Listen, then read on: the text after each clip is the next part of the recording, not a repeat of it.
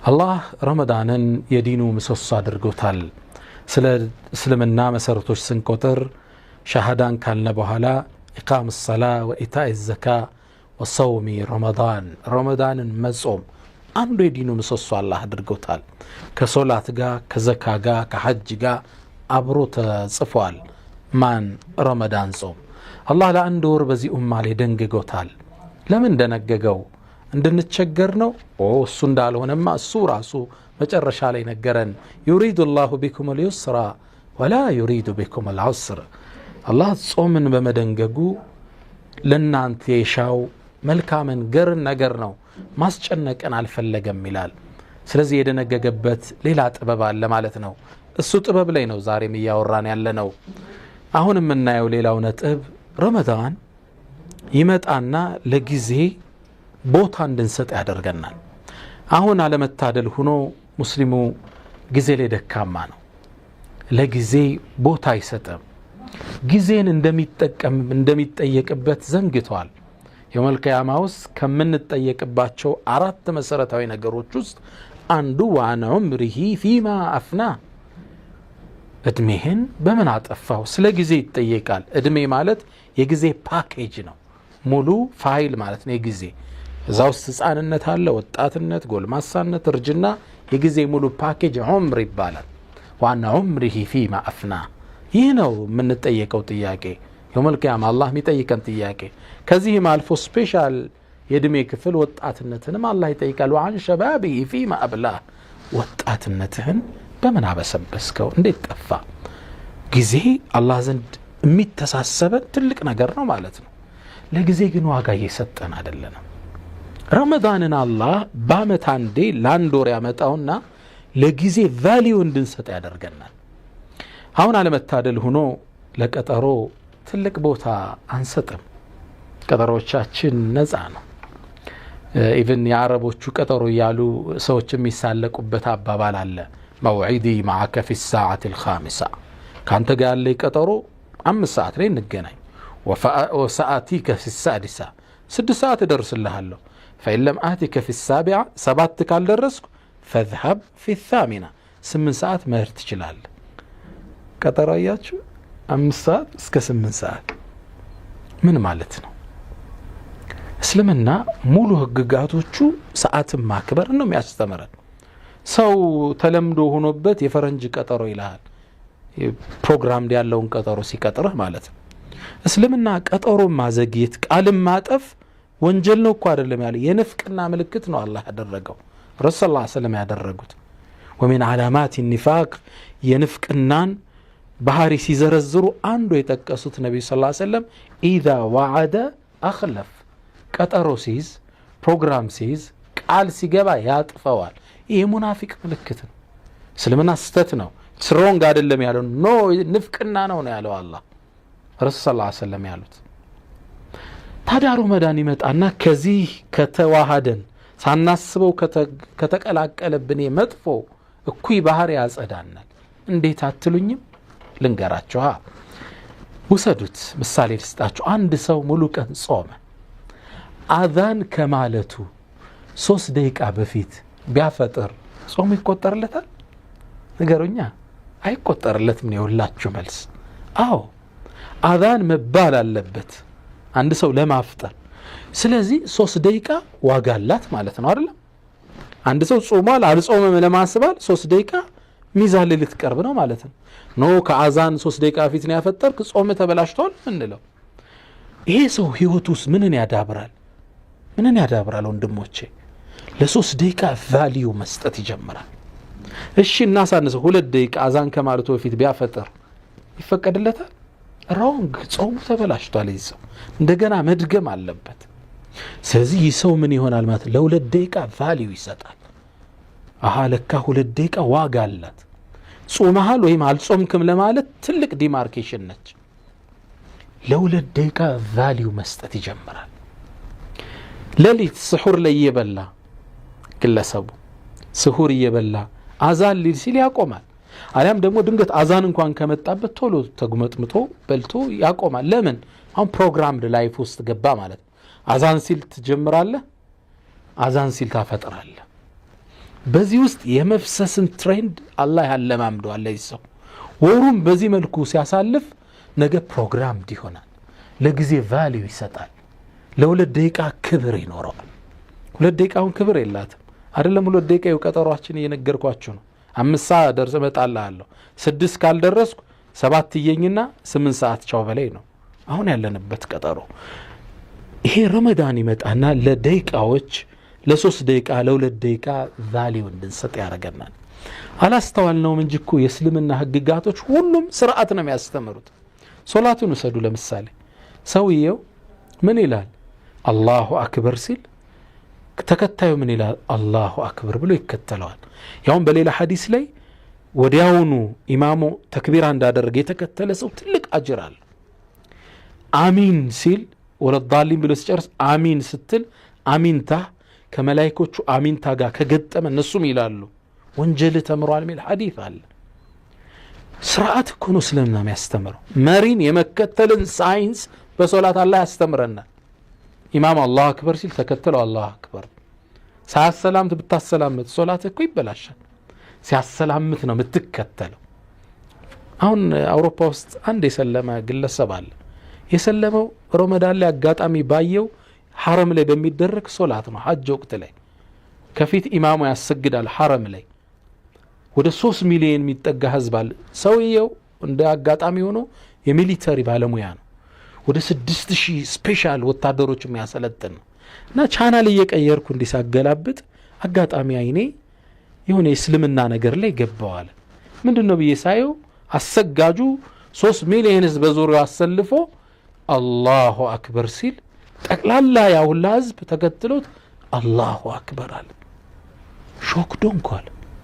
ከዛም ሩኩዕ ሲወርድ አብሮት ሩኩዕ ወረዱ ሰሚ አላህ ሲል ቀጣሉ ስጁድ ሲወርድ ተከተሉት ለሱ ይሄ ክስተት አዲስ ነው ከዛ መጨረሻ ሲያሰላምት አብሮት አሰላመቱ እንዴት አይነት ስርዓት ነው አልኳል እኔ 6000 ሰራዊትን ወታደራዊ ስልጠና ለማሰለፍ 6 ደቂቃ ይፈጅብኛል አለ የሰለጠኑት ገባበል ጠጋበል ለማለት እንዴት በአንድ ትእዛዝ ይከተቷል ያውም ዙሮ እኮ ያያቸው እኔ ስቁሜ ነው አንተ ገባበል አንተ ወጣ በልምለው እሱ ፊቱን እኮ ከጀርባቸው ነው ያረጋል አላሁ አክበር ይላል አላሁ አክበር ይላል ዋትስ ብያልኳል ምንድነው ሚስጥሩ ብዬ ሳጠና ለካ እስልምና ነበር ወደ እስልምና መራኝ ይላል የእስልምና ህግጋቶች የሚያስተምሩ ምንድነው ስርዓት ማዝ ፕሮግራምድ መሆን መሪን መከተል ስርዓት ያለ ሰው እንድትሆን የረመዳን መዝች ጋር ሚስጥሩ ይመጣና ለደቂቃዎች ዋጋ ስጥ ከአዛን በፊት 2 ደቂቃ ቀድመ ብታፈጥር ጾም የለም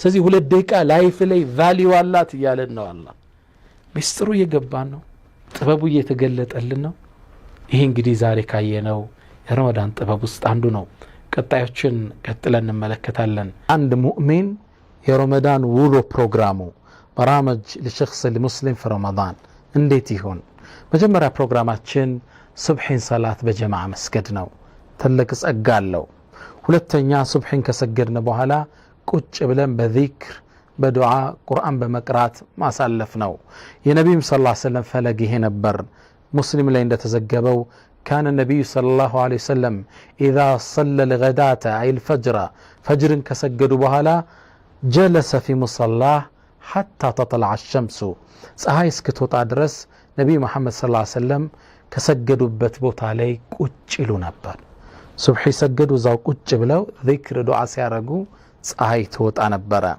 አخرجه الترمذي የዘገቡትና አነስ ኢብኑ ማሊክ ያስተላለፉትም ሐዲስ በጣም የሚደንቅ ነው ጸጋውን ተመልከቱት ከዚህ በኋላ ሱብሂ ሰግዳችሁ ቶሎ ቤት አትመለሱም قال النبي صلى الله عليه وسلم من صلى الفجر في جماعة يصبحين صلاة بجماعة سجدا ثم قعد يذكر الله حتى تطلع الشمس كذا مسعى يسكتوت أدرس قُچ بلو الله يستوس ذكر يارجع قرآن يقرأ ثم صلى ركعتين كذا بهلا صحي وطأ على السجمر صلاة 2 ركعة سجدا كفي يوما هون كانت له والو رسول الله صلى الله عليه وسلم لرسي هون اللتال كأجر حجة وعمرة لك مولو حجنا عمران دا درجة تامة تامة تامة 3 ጊዜ ሙሉ የሆነ ሐጅና ዑምራ እንዳደረገ ይጻፍለታል። ሱብሃንአላህ። ምናልባት አሁን እኮ የምናደርገው ሐጅ አላህ ያለውን ትእዛዝ ካለ መጠበቅ ክፍተት ልንፈጥር እንችላለን። ሐጃችን ሙሉ ላይሆን ይችላል። ይሄ ግን በነብዩ ሰለላሁ ዐለይሂ ወሰለም ዋስትና ሙሉ የሆነ ሶስቴ ነው አጥብቀው የተናገሩት ሐጅና ዑምራ እንዳደረገ ይጻፍለታል። ሱብሂ ሰገደ፣ እዛው ቁጭ ብሎ ዚክር ሲያርግ ዱዓ ሲያርግ ቆየ። ከዛም 2 ረካዓ ሰግዶ ከመስጂድ ወጣ። አላሁ አክበር። እዚህ ፕሮግራማችን ሱብሂ በጀማዓ እንሰግዳለን። ሁለተኛ ከዛ ቁጭ ብለን ዚክር እናደርጋለን ማለት ነው ፀሐይ እስክትወጣ። ከዛም 2 ረካዓ ሰግደን ከመስጂድ እንወጣለን። ሶስተኛው ሰላት الضحى ቤት እንደመጣን ወደ አድርገን ወደ ስራ ወደ ከመውጣታችን በፊት አሊያም እህቶቻችን ወደ ስራ ከመመለሳቸው በፊት ምን ታደርጋላችሁ? ሰላት الضحى። አቡ ሁረይራ የነብዩ ታላቅ ሰሃባ ምን ይሉናል? አውሳኒ ኸሊሊ ب3 በ3 ነገር ነብዩ አደራ ብለውኛል ብሎ አንደኛው ምንን ጠቀሰ? ከነዚህ ውስጥ አንሰሊ ሰላት الضحى ሁሌም ሰላት الضحى እንዳልተው አዘውኛል ይላሉ አቡ ሁረይራ አው ከማ ቃል። ስለዚህ ሱብሂ ሰገድና ከዛ ዚክር ስናረግ ቆየን። ከዛ ቤት መጣን 2 ረካዓ ዱሃ ሰግደን ከቻልን 8 እንወጣለን ከቤት ማለት ነው። ከዛ አራተኛ ፕሮግራማችንን እየቀረጽን ነው።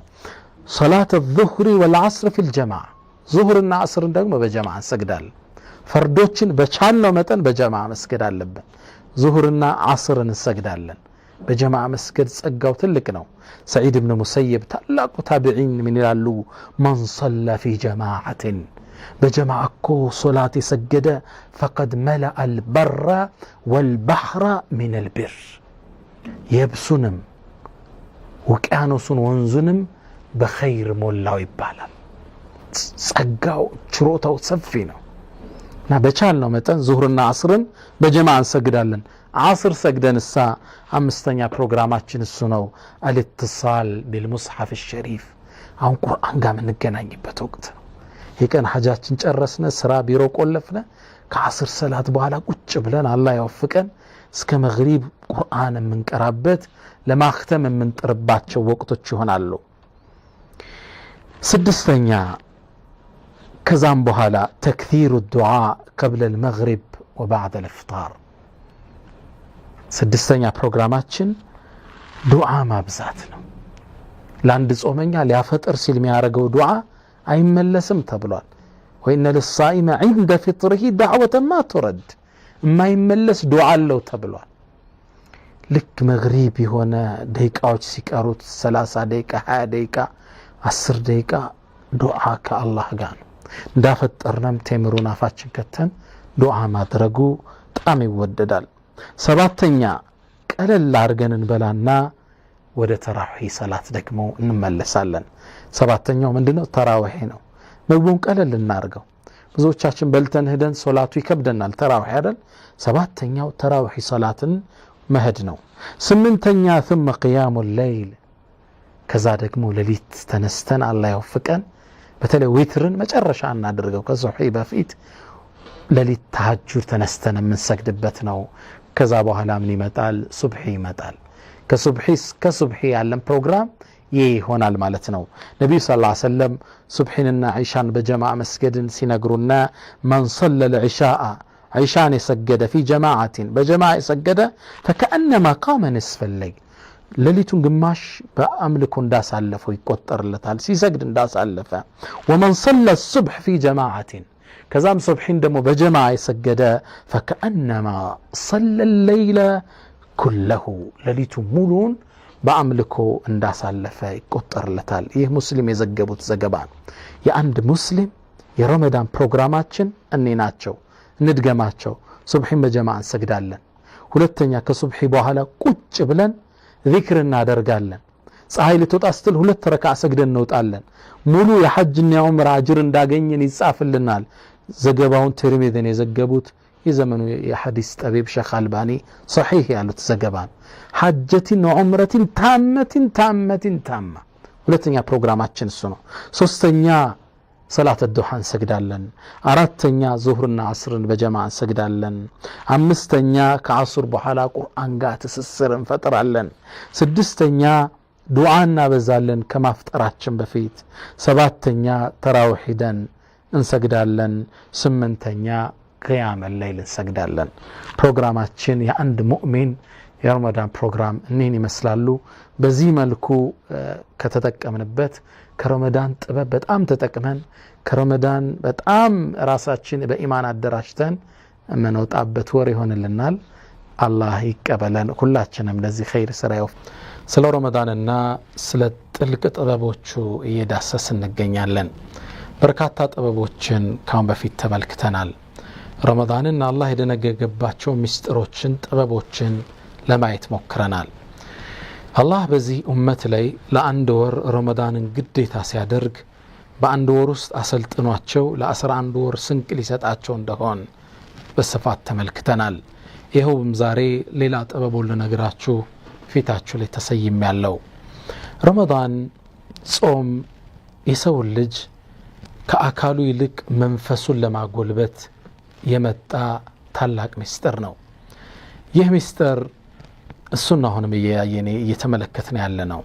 የሰው ልጅ ከሁለት ነገር ተሰርቷል። አንደኛው አካሉ ስጋው ነው፣ ሁለተኛው መንፈሱ ነው።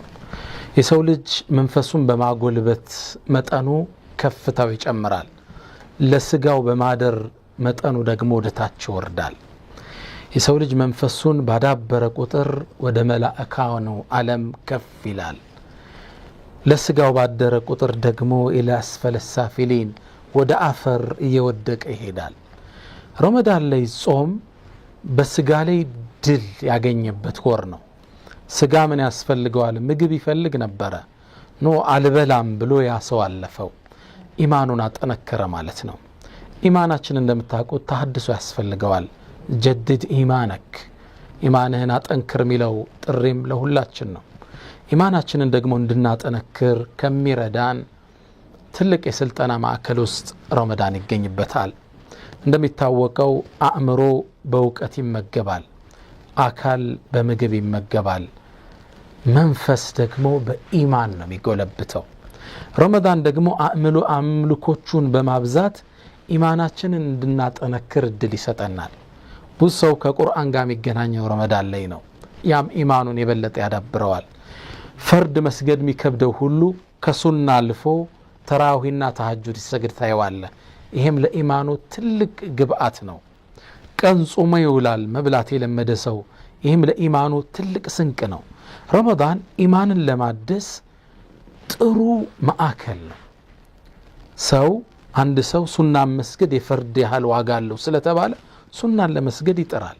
ሱና ሶላቶችን፣ ግዴታ ያልሆኑ ሶላቶችን። ፈርድን ደግሞ መስገድ በሰባ እንደሚባዛለት ተነግሮታል። በጀማዓ ሲሆን ደግሞ አጅሩ ትልቅ ነው። እዛም ውስጥ ይበረታል። በዚህ ላይ ሰደቃ ይሰጣል። ቱጠሂሩሁም ወቱዘኪህም ቢሃ፣ ነፍሱን ታጸደዋለች። ዘካውን ሰደቃውን በሰጠ ቁጥር ኢማኑ ጎልብቷልና መስጠት ይጨምራል። በሰጠ ቁጥር ደግሞ ኢማኑን ዙሮ ያድሰዋል። ተመጋጋቢ ናቸው። ሁዝ ሚን አምዋሊህም ሰደቀተን ቱጠሂሩሁም፣ ታጸዳቸዋለህ ከስስት። ተቀባዩን ደግሞ ከሂስድ ታጸደዋለህ ስለተሰጠ ማለት ነው። ረመዳን ኢማን የምናድስበት ትልቅ ማዕከል ነው። እስልምና ለሰው ልጅ ከአካሉ ይልቅ ለመንፈሱ ትልቅ ቦታ የሰጠ ሃይማኖት ነው። እያንዳንዱ አካሉ መብት እንዳለው ሐቅ እንዳለው ድርሻ ሊሰጠው እንደሚገባ ሁሉ ትልቅ ቫልዩ ግን አላህ የሰጠው ለማን ነው? ለአካል አይደለም፣ ለመንፈስ ነው፣ ለሩህ ነው አላህ የሰጠው። ለዛም ነው መላእክቶቹን አደምን ከፈጠረው ከጭቃ በኋላ መንፈስ ሲከትበት እንዲሰግዱ ያዛቸዋል። ወኢዝ ቃለ ረቡከ ሊልመላኢካ፣ ሱረቱ ሷድ ላይ አላህን ታሪክን ክስተት ይነግረናል። ጌታህም ለመላእካን ብሎ ባላቸው ጊዜ የተከሰተውን ለኡመቶች አንተ መሐመድ አውሳ ይላቸዋል። ወኢዝ ቃለ ረቡከ ሊልመላኢካ ኢኒ ኻሊቁን በሸረን ምን ጢን፣ እኔም የሰው ልጅ ከጭቃ ልፈጥረው ነኝ። ፈኢዛ ሰወይቱ፣ ባስተካከልኩትም ጊዜ ወነፈኽቱ ፊህ ምን ሩሒ፣ እሱም ውስጥ የኔም መንፈስ በከተትኩበት ጊዜ ፈቃዑ ለሁ ሳጅዲን፣ ሁላችሁም ሰጋጅ ስትሆኑ ውደቁ አላቸው። ለሩህ አላህ ክብር ሰጥቶ እንዲሰገድ ተደርጓል። ለአደም መላእካን ሁሉ ሰገዱ ኢላ ኢብሊስ ከኢብሊስ ሲቀር። እስልምና ለመንፈስ ትልቅ ቦታ ሰጥቷል። ረመዳን ደግሞ አንዱ ጥበቡ መንፈስም እናጎለብትበት ማዕከል ነው።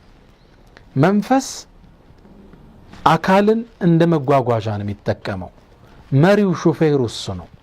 አካል የተፈጠረው ለመንፈስ ማዕቀፍ እንዲሆን ነው፣ መንፈስን እንዲሸከም።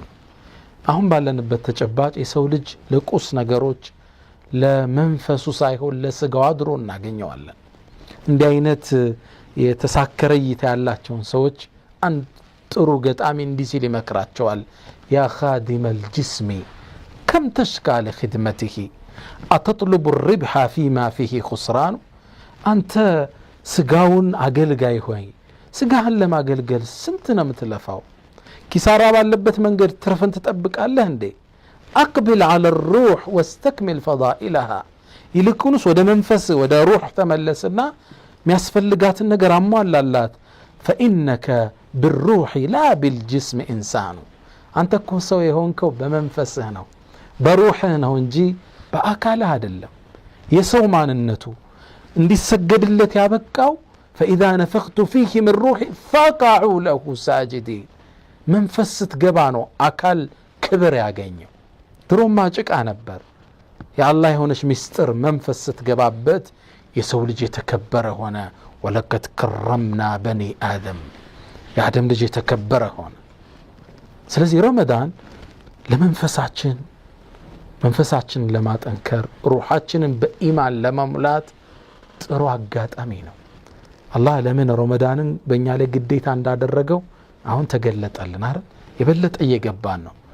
ጥበቡ እሱ ነው፣ ሚስጥሩ እሱ ነው። መንፈስ የምትዳብርበት ለአንድ ወር አላህ ኢማንን አጠንክሮ ለ11 ወር መሮጫ ኢነርጂ ቻርጅ